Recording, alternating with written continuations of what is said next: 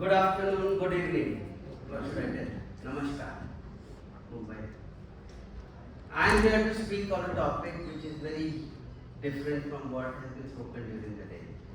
So, firstly, thank you so much, UBS Forum, for giving me this honor to speak in a room which is worth more than 1,000 years of experience. I guess so, almost. But what brings me here is not that I am a representative of JSW Steel, but what brings me here is I am seeing people who passionately believe in the power of digital to inspire progress, transform, and elevate performance. Now, this is why we all are gathered over here, right? During the day, we have been seeing that. So, the whole idea is why did I chose to speak this on this topic? It was all about manufacturing. But AI-led customer engagement, why? So, a couple of months ago, I met one of the customers and we were having a chat and he told me something very simple and powerful. What he told me that I don't want the steel and time, but what I want is that you know me better. Amazing, right? Very simple. What it means that he is not expecting reduction in price, he is not expecting faster delivery, he is not expecting more features. What he is expecting is intelligence. What he is expecting is anticipation. And what he is expecting is basically a relationship which is not driven by transactions, but a partnership. So this is all about what we are over here, and that's what I'm going to talk about. With this, I introduce myself. I am Satyen Shah.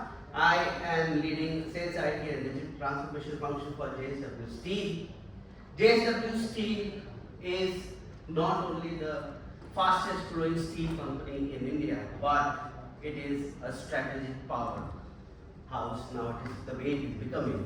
We are scheduled to become one of the largest steel manufacturer by FY31 to almost 50 million tons. Just to give you a context, a typical house takes 500 to 800 kgs of steel. We are talking million tons over here. So a lot of people may not really understand that context, right? Having said that, I am proud to say that JSW Steel has been recognized as #1 in the steel sector by Global S&P for CSA, Sustainability Assessment. JSW Steel is one of the flagship companies of JSW Group. JSW Group is driven by a purpose, which is we accelerate the growth and prosperity of the communities we live in. It is a $23 billion corporate conglomerate, and it's all one of the fastest growing business groups and very ambitiously growing. You must have heard about in the media as well as the way it's shaping up. It has exposure over almost all the countries in the world. 40,000 plus employees are driving not only the infrastructure creation, but they are driving an impact. The philosophy of the group is guided by better every day. What it means that JSW is committed to excellence, global competitiveness, and hence we are disrupting the ordinary and innovating with purpose. The core sectors in which the group operates, as you know, it's steel, energy, cement, paints, latest is motors, right? EV, sports, you must have heard about it. That's about the group. Our chairman vision is a classical story of courage. What he imagines and envisions is digital first AI embedded enterprises, drive data driven decisions, and foster accountability and innovation. But through governance, skill building, and bold cultural shift. We all are from manufacturing, we know what this means, right? What we did is, before we started our AI journey, we had to build practically the foundation of it. What it built is It's like if you want to build a skyscraper, you build a very strong foundation, right? If you want to create a symphony, what do? You fine tune your instruments. So before you bring AI into your organization, what do? You build the foundation. And that's what JSW started doing. Firstly, it started platformizing and modernizing the application. What it primarily did, it moved from monolithic applications to modular digital platforms, native digital platforms. We started making it so agile in nature that the pace of the experimentation had to match with the pace at which the customer expectation was growing in the market. Post-COVID, we have seen what kind of transformation has happened across the ecosystem, especially manufacturing has been the most impacted industry around it. What we did is we created a customer experience platform. When simply said, it is not just a digital platform. It is basically delivering experience. What it means that primary customers, channel partners, extended ecosystem of 32,000 plus retailers, 100,000 plus influencers, and 300 plus distributors, plus the entire B2B ecosystem, all on the same platform, which means that we are now have the agility and ability to drive a transformation across the customer experience. The second key aspect is we started creating microservices architecture. Large processes, we all have large processes, very complex supply chain processes, we have very complex order to cash cycles, right? What this means that we started breaking them down into components and reusable components, and we started building that. Why did we need to do this? Is actually to bring in your agility, to bring in your ability to do experiments at a scale. Experiments, you may fail, you may succeed. Rollback is also very important, hence the modularization. We have created a middleware, and everybody has the middleware in place. There's nothing rocket science around it. But this modular middleware helps us to drive 4.2 million APIs with 99% success rates, integrating 32 systems which are purely customer facing and sales facing. Automation and scale. Whenever we are creating a process, are we automating it end to end, or are we just taking pieces of the process? And that's where automating it at scale is very important. When you start automating, please understand that keep your entire end-to-end process. Otherwise, as Mr. Pava said that you have operation successful, patient dead, you monitor KPI, you produce a wrong product, right? If you don't automate from your demand plan to a manufacturing system, what happens? And that's exactly what we attempted to do. It took us 3 years. Traditional organization would take more than a decade to do this.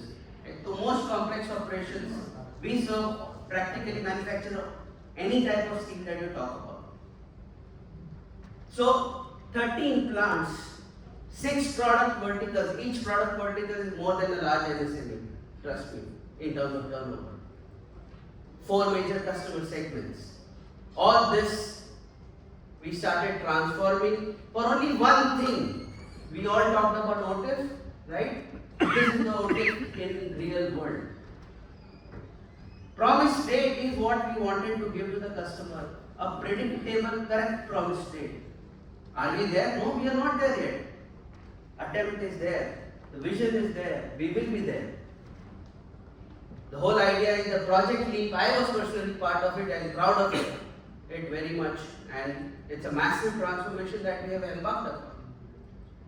Most importantly, as we were transforming, we are automating at scale. What was happening?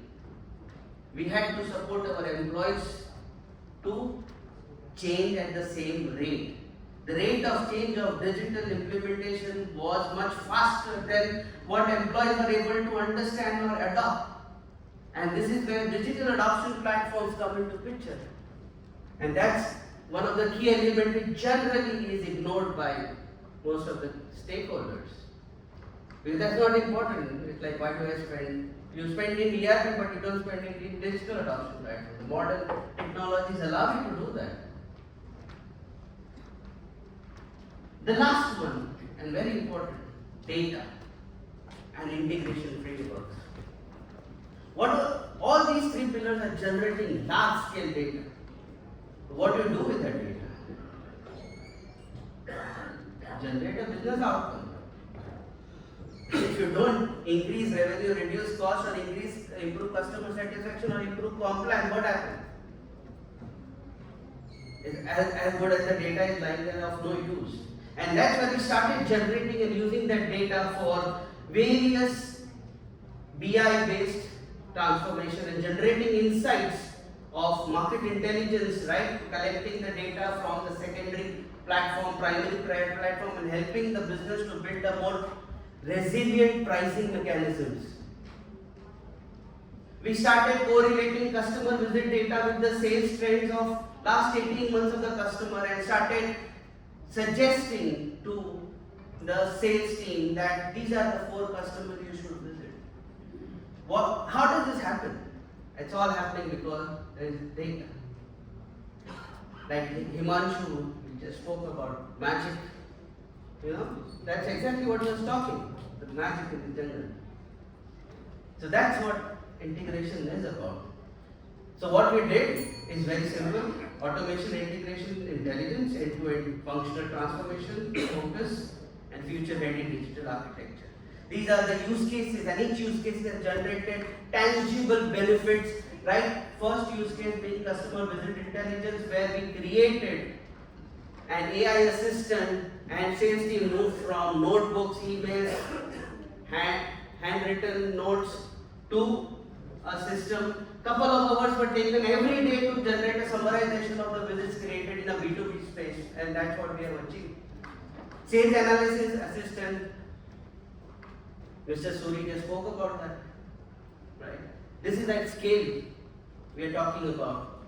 Demand planning agent, key customers, large customers for us. We had to predict demand in a more efficient manner. We started putting up that AI assistant. Customer recommended for non-moving inventory. 150 crores of benefit was achieved because of this. The dilution rate of the inventory jumped very high, and that led to, and this was a completely machine learning model in-house built. What it means, we all are from manufacturing industry, right? When we go to the cabin, what happens? Do we get approval for that? Those AI use case, I want to invest XX money. We never get that. What is the mindset? The mindset is, okay, then what we do is we implement an AI use case embedded within a process. No doubt most of the AI use cases are failing. The key reason is there is no AI first mindset. What is the AI first mindset? Caddy was a classic example of what Ravi was showing, right? That's AI first mindset. We are capturing signals from all our processes, all across the ecosystem. These signals help us to translate and generate and input into an intelligence layer, and the agentic AI, what Mr. Ram was talking about, is exactly what the future of customer engagement looks like. But very important, continuous learning enterprise. If it is not there, it doesn't help. It's like if you put an AI use case of customer engagement without knowing what customer is going through, it's bound to fail because it's not going to give you correct outputs. This is customer engagement with true AI actualization. Zero friction buying and planning. Hyper-personalized relationship, intelligent sales planner and co-pilots, continuous learning. Always on predictive service. Now, this is not science fiction. I hope you know that ChatGPT launched on 30th November 2022. The number of tokens it was able to process was just 4030 words. What it is today capable of? 300 pages, 4.5 version. The scale at which AI is scaling up, the technology is revolutionizing. This is the reality in next 6 to 12 months. With this, I would like to sign off, but very important, I quote this from Mark Benioff, he is the chair and CEO of Salesforce. Humans must remain at the center. AI should elevate humanity and not diminishing it. It is the people who bring the creativity, values and relationships that hold our world together. If the data is going to hallucinate, your future generations are going to be hallucinating always. And that's very important, that our customer engagement is in manufacturing is no longer about perfect communication, effective communication. It's about intelligence flowing end to end in our business processes. Whether it is supply chain end, whether it is a salesperson end, or whether we are dealing with the demand planning end. With this, I thank you all for your patient listening, your curiosity and your energy. I would like to sign off, and by the way, this is AI first presentation. So, these graphics have been created by AI. The context was given to me by AI, and it generated this. And that's the AI first mindset. With this, I will log off. Thank you so much. All the best. Thank you, sir. So with this, we'll move ahead for the last session of the day, which is a panel discussion on the topic resilient and adaptive manufacturing, building into the lifecycle. For the same, let me invite all our panel speakers. We have Mr. Yagmachari Venkata Satish, Head of